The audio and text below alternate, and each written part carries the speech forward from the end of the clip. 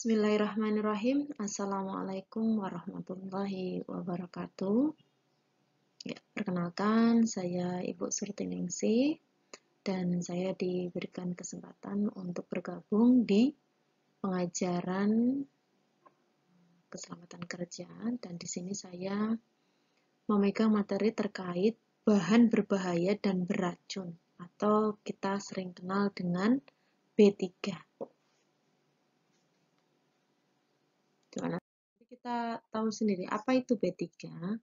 B3 itu diartikan sebagai suatu buangan, sisa lah, atau limbah yang sifat dan konsentrasinya itu mengandung zat beracun dan berbahaya, sehingga secara langsung maupun tidak langsung dapat merusak lingkungan, mengganggu kesehatan, dan mengancam kelangsungan hidup manusia serta organisme lainnya.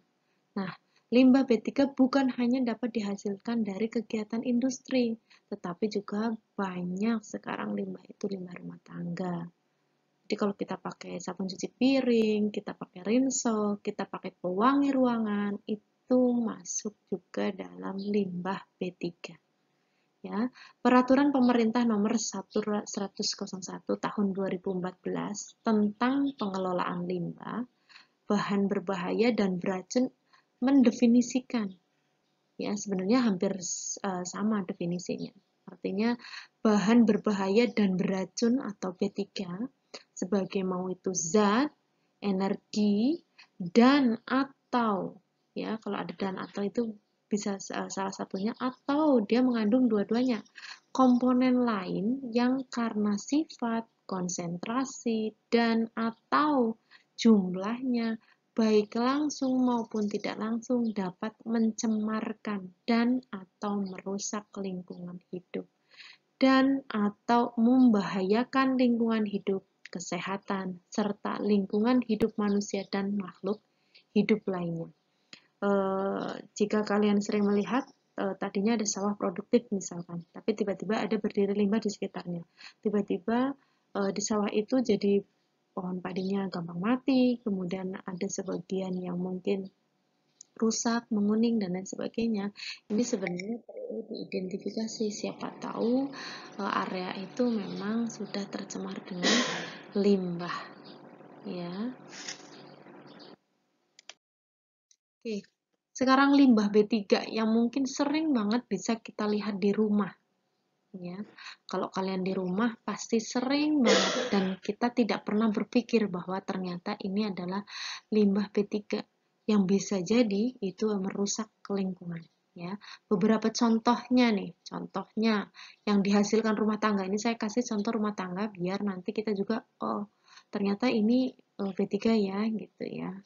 Di antaranya ada bekas pengharum ruangan, pemutih pakaian, deterjen pakaian, pembersih kamar mandi itu Wipol, Prostek, ya.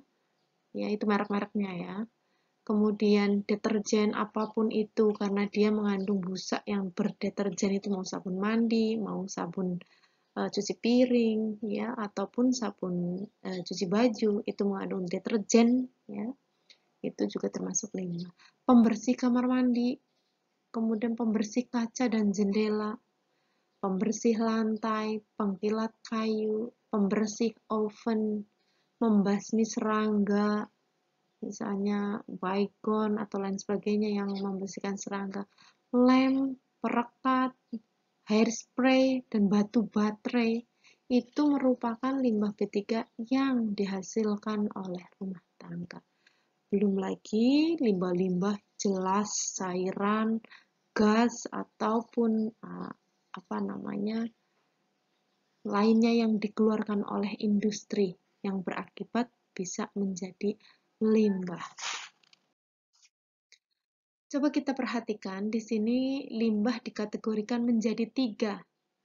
Limbah B3 dari sumber tidak spesifik, limbah B3 dari sumber yang spesifik, dan limbah B3 dari sumber lain. Coba kita perhatikan satu-satu. Limbah B3 dari sumber tidak spesifik. Nah, limbah ini tidak berasal dari proses utama, melainkan dari kegiatan pemeliharaan alat, inhibitor korosi, pelarutan kerak, pencucian, pengemasan, dan lain-lain. Ya, ini tidak spesifik. Kemudian ada limbah B3 dari sumber spesifik. Kalau ini, limbah ini berasal dari proses suatu industri, kegiatan utama dia. Artinya kegiatan utama memang produksi sebuah industri yang itu keluar limbah itu namanya kegiatan utama dari produksi. Dan ini limbah berasal dari proses suatu industri. Ya. Kemudian limbah B3 dari sumber lain. Nah, kalau limbah ini berasal dari sumber yang tidak diduga. Misalnya apa? Produk kadar luarsa atau sisa kemasan, tumpahan, dan buangan produk yang tidak memenuhi spesifikasi itu masuknya menjadi juga limbah B3 dari sumber lain. Oke, coba dilihat. Nah, bahan-bahan tersebut selanjutnya dapat diklasifikasikan dalam kelompok-kelompok bahan yang bersifat mudah meledak atau dikenal sebagai eksplosif, pengoksidasian. Ketiga, sangat mudah sekali menyala, flammable ya, sangat mudah menyala, high flammable ya. Kalau bedakan sangat mudah sekali artinya benar-benar dia sangat mudah sekali menyala, sangat mudah menyala. Ya, itu ada extremely sama highly flammable. Jadi kalau yang ekstrim benar-benar itu sangat mudah banget menyala. Ya, itu harus lebih hati-hati karena dia mudah menyala. Artinya kan menimbulkan mudah kebakaran. Ya. Kelima, mudah menyala, flammable. Ya, extremely flammable sama highly flammable sama flammable. Ya, coba diperhatikan. Yang keenam, amat sangat beracun, extremely toxic. Ya, amat sangat beracun. Kalau cuma sangat beracun, highly toxic. Kemudian kalau beracun saja, moderately toxic. Ya, jadi ada tingkatannya. Extremely, high, moderate, ya, itu untuk tingkatan beracun atau tidaknya. Nah, kemudian berbahaya. Ya, berbahaya artinya mungkin mudah melukai itu ya. Itu bagian daripada B3 yang berbahaya. Korosif, tahu korosif ya? Jadi membuat ke pengkeropos bikin misalnya besi-besi jadi korosif gitu ya. Biasanya ini yang bersifat-sifat asam. Makanya kenapa kalau menyimpan larutan yang asam pekat itu kalau di dalam farmasi itu ada namanya lemari asam. Jadi lemari itu khusus untuk menyimpan bahan-bahan yang asam. Karena itu kalau digeletakin di asal bisa merusak ruangan sekitar, ya, membuat korosif. Yang ke-11 bersifat iritasi atau iritan. Ya. Mungkin kita sering ya misalnya menggunakan sesuatu mengenai bagian tubuh kita dan kita menjadi iritasi, berartinya larutan tersebut bersifat iritan. Yang ke-12 itu berbahaya bagi lingkungan, danger to the environment. Ya, jadi berbahaya buat lingkungan. Sebenarnya sih, kalau kita berbicara dengan berbahaya buat lingkungan itu banyak banget. Sampah rumah tangga yang bisa berbahaya buat lingkungan tuh banyak. Salah satunya tuh plastik. Itu limbah yang terurainya lama, tapi di lingkungan rumah tangga itu sering sekali dipakai. Bahkan plastik ini digunakan hampir di semua pengemasan. Kita beli rinso ya plastik, kita beli apa namanya tuh sabun cuci piring juga wadah plastik, belanja ke pasar juga banyak yang dibungkus dengan plastik. Akhirnya menurut saya ini adalah hal-hal yang berbahaya buat lingkungan karena apa? Dia itu lama terurainya. terurainya sangat lama. Dan sekarang ini penggunaan tisu yang makin banyak. Nah, tisu juga jangan dikira itu cepat ya, karena kelihatannya tipis, cepat terurai. Tidak. Tisu itu juga punya waktu yang cukup lama untuk terurai di lingkungan. Kemudian karsinogenik atau karsinogenik itu dia karsinogen, punya sifat karsinogen. Dan biasanya sifat-sifat karsinogen ini yang merangsang merangsang terjadinya kanker, gitu ya. Kemudian teratogenik dan mutagenik. Mutagen, ya. Nanti coba kita lihat satu-satu. Okay? Kemudian sifat dan klasifikasi limbah B3 yang tadi sudah saya coba jelaskan. Yang pertama adalah mudah meledak atau eksplosif. Adalah limbah yang pada tadi kan mudah meledak, mudah kemudian mudah banget terbakar, mudah sekali terbakar, apa namanya tadi yang tingkatan ringan, gitu ya, ada tingkatannya. Nah, apa sih mudah meledak atau B3 yang mudah meledak? Adalah limbah yang pada suhu dan tekanan standar itu dapat meledak karena dapat menghasilkan gas dengan suhu dan tekanan tinggi lewat reaksi fisika atau kimia sederhana. Nah, limbah ini sangat berbahaya baik saat penanganannya, pengangkutannya, hingga pembuangannya karena bisa menyebabkan ledakan besar tanpa diduga-duga.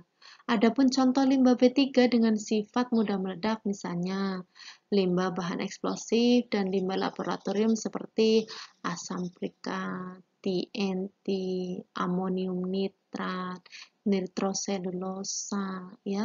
Ini adalah barang-barang yang mudah meledak. Kenapa? Di farmasi itu ada standar penyimpanan bahan, sehingga ketika kita di sebuah industri pasti ada namanya standar penyimpanan bahan. Bahan itu adalah ya cairan-cairan yang dipakai untuk proses produksi. Nah, ini bahan-bahan meledak-meledak ini banyak juga digunakan di dunia pendidikan. Salah satunya itu di prodi farmasi, prodi fisika gitu ya, prodi kimia yang menggunakan bahan-bahan tersebut. Yang B itu pengoksidasi. Limbah pengoksidasi adalah limbah yang dapat melepas panas. Melepasin panas karena teroksidasi sehingga menimbulkan api saat bereaksi dengan bahan lainnya. Nah, limbah ini jika tidak ditangani dengan serius dapat menyebabkan kebakaran besar pada ekosistem. Contohnya apa? Limbah B3 dengan sifat pengoksidasi, misalnya kaporit. Nih, kenapa saya kasih contoh? Banyak, contohnya banyak. Contoh kaporit, karena kadang-kadang kita mengira kaporit itu hal yang biasa saja. Ternyata, kenapa memegang kaporit itu juga panas? Kalau kita pegang pakai tangan itu panas. Karena dia mudah teroksidasi dan melepas panas. Ya, makanya kaporit juga sering dipakai itu di kolam renang gitu-gitu ya. Ya salah satu fungsinya membunuh bakteri. Tuh. Tapi harus dengan takaran tertentu, tidak boleh sembarangan menggunakan kaporit. Mudah menyala, flammable. Tadi kan ada yang sangat mudah sekali menyala, mudah menyala, ya, terus sangat mudah menyala, ya, itu ada 3 tingkatan tadi. Nah, ini adalah limbah yang memiliki sifat mudah sekali menyala, adalah limbah yang dapat terbakar karena kontak dengan udara, nyala api, air, atau bahan lainnya meski dalam suhu dan tekanan standar. Contoh limbah B3 yang mudah menyala misalnya pelarut benzena, pelarut toluena, atau pelarut aseton yang berasal dari industri cat, tinta, pembersih logam, dan laboratorium kimia. Yang D itu sekarang B3 yang beracun, moderate toxic lah ya, beracun lah ya. Tadi kan ada beracun intinya. Limbah beracun adalah limbah yang memiliki atau mengandung zat yang bersifat racun bagi manusia atau hewan, sehingga menyebabkan keracunan sakit atau kematian, baik melalui kontak pernafasan, kontak kulit, maupun mulut. Contoh limbah B3 ini adalah limbah pertanian, seperti buangan pestisida. Ya, kenapa disebut racun? Ya jelas buat bunuh serangga ya. Kalau kalian tahu misalnya lagi memang wereng itu semprot, itu hama untuk bunuh wereng. Tapi manusia gimana? Ya mungkin pada dosis tertentu untuk manusia hanya mungkin keracunan. Tanda keracunan biasanya mual, pusing, ya. Itu tanda yang paling mudah. Tapi pada dosis tertentu zat-zat seperti itu juga bisa menjadi racun bagi tubuh pada manusia dalam tingkat yang lebih berat. Makanya kan ada orang bunuh diri minum racun serangga misalnya, ya sama saja karena dia, tapi dosisnya kan kalau serangga sedikit mati, kalau manusia mungkin dosisnya lebih banyak gitu. Nah itu ada kemarin beberapa kasus kalau kita lihat berita itu ya, ada orang yang bunuh diri dengan seperti itu ya karena memang sifatnya beracun. Kemudian berbahaya, harmful. Limbah berbahaya adalah limbah yang baik dalam fase mau padat, mau cair, mau gas yang dapat menyebabkan bahaya terhadap kesehatan sampai tingkat tertentu melalui kontak, bisa inhalasi ataupun oral. Pokoknya apapun itu mau padat, gas gitu ya, itu bisa membuat keracunan atau berbahaya untuk lebih baik mau lingkungan, mau manusia, mau hewan ya. Kemudian korosif. Limbah yang bersifat korosif adalah limbah yang memiliki ciri dapat menyebabkan iritasi pada kulit, menyebabkan pengkaratan pada baja. Nah, mempunyai pH lebih dari dan sama dengan 2 itu kalau sifatnya asam, dan pH lebih dari 12,5 bila bersifat basa. Contoh limbah B3 dengan ciri korosif misalnya sisa asam sulfat yang digunakan dalam industri baja, limbah asam dan baterai dan aki ya, serta limbah pembersih sodium hidroksida pada industri logam. Nah, ini berbahaya banget, menyebabkan korosif ya, sehingga memang ketika kita membuang sampah, kok apalagi itu limbah berupa cairan kimia, itu harus ada standar pembuangannya. Bahkan sebelum dibuang ke lingkungan itu harusnya ada namanya proses penyaringan, proses pemilahan antara zat-zat yang tidak boleh dibuang ke lingkungan langsung dan yang bisa langsung dibuang ke lingkungan. Ada namanya proses penyaringan. Bersifat iritan atau iritasi. Limbah yang dapat menyebabkan iritasi adalah limbah yang menimbulkan sensitasi pada kulit. Pokoknya kalau kamu nyentuh barang-barang itu terasa panas ya, atau mungkin memerah, maupun menyebabkan iritasi pernapasan, pusing, dan mengantuk bila terhirup. Contohnya limbah ini adalah asam formiat yang dihasilkan dari industri karet. H itu berbahaya bagi lingkungan, danger of the environment. Limbah dengan karakteristik ini adalah limbah yang dapat menyebabkan kerusakan pada lingkungan dan ekosistem. Misalnya limbah CFC, chlorofluorokarbon yang dihasilkan dari mesin pendingin. Klorofluorokarbon ya, jadi yang dihasilkan dari mesin pendingin. Wah, padahal kita sekarang ini kan di mana-mana ada AC ya, mesin pendingin itu tidak ada di mana-mana. Ternyata ini salah satu limbah yang berbahaya bagi lingkungan. I adalah karsinogenik, teratogenik, mutagen ya. Limbah karsinogenik adalah limbah yang dapat menyebabkan timbulnya sel kanker. Makanya disebut karsinogen, menyebabkan kanker. Teratogenik, limbah yang mempengaruhi pembentukan embrio. Apa sih embrio? Calon bayi. Ya, jadi kalau orang mau hamil itu bentuknya embrio dulu. Nah, kalau ada tiba-tiba dia terkena teratogenik ini bisa menyebabkan kecacatan pada bayi. Sedangkan limbah mutagen adalah limbah yang dapat menyebabkan perubahan kromosom. Ini kalau rubahnya kromosom, nanti dia kalau misalnya tadinya harusnya XY menjadi YY dan sehingga akhirnya bisa menyebabkan kelainan kromosom. Ya, ini jadi sangat berbahaya. Karsinogenik, teratogenik, mutagenik. Nah, mutagen itu salah satunya juga bisa mempengaruhi perkembangan bakteri nih. Dia karena ingin bertahan hidup, biasanya dia menjadi bermutasi. Nah, kromosomnya berubah. Nah, kadang-kadang hal seperti ini di samping ada sisi yang jadi tidak baik karena bisa jadi membuat hal-hal itu menjadi lebih kuat ya. Mutagen bisa menjadi kerusakan, tapi bisa jadi menyebabkan adanya perubahan gen yang mungkin tidak baik untuk lingkungan. Perhatikan lambang-lambang di bawah ini. Kalian pasti sering ya kalau kita jalan-jalan atau kok kalian ternyata memang di rumah ada sesuatu menurut kalian ini oksidator, ini gas, ini mudah terbakar, itu harusnya ada lambang. Nah, silahkan kalau nanti kalian pas waktu di kampus main ke laboratorium farmasi, di situ meletakkan bahannya itu ada lambangnya. Oh, ini bahan yang mudah terbakar. Oh, ini bahan yang beracun. Oh, ini bahan yang korosif. Oh, ini bahan radioaktif. Ini bahan yang gas bertekanan tinggi. Kemudian ada bahan yang berbahaya untuk pernafasan, mudah meledak, gas yang mudah menyala, cairan yang mudah menyala. Beda ya, pokoknya bentuknya itu bisa padat, bisa gas, bisa cair, ya.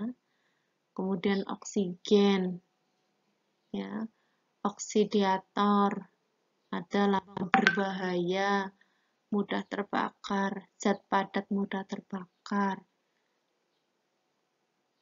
peroksida organik, bahan berbahaya untuk pernafasan, itu bisa lambangnya ada seperti itu. Kemudian beracun, kalau beracun biasanya datang korak ya. Radioaktif itu biasanya lambangnya kayak gambar kipas. Korosif itu biasanya ada lambang besi terus ketetesan itu jadi rusak. Ya, itu jadi silahkan dikenali lambang-lambangnya sehingga nanti ketika mau menyentuh sesuatu, wah ini udah meledak nih, berarti kita harus hati-hati, baik di suhu ruangannya, kemudian jangan dekat-dekat dengan api, dan lain-lain. Mungkin itu yang bisa saya sampaikan untuk pertemuan hari ini. Pesan saya, cintai bumimu, maka bumi akan tunjukkan keindahannya. Buanglah sampah di tempatnya, minimalisasi pembuangan limbah, dan jaga alammu dengan baik. Terima kasih. Wabillahi taufiq wal hidayah. Wassalamualaikum warahmatullahi wabarakatuh.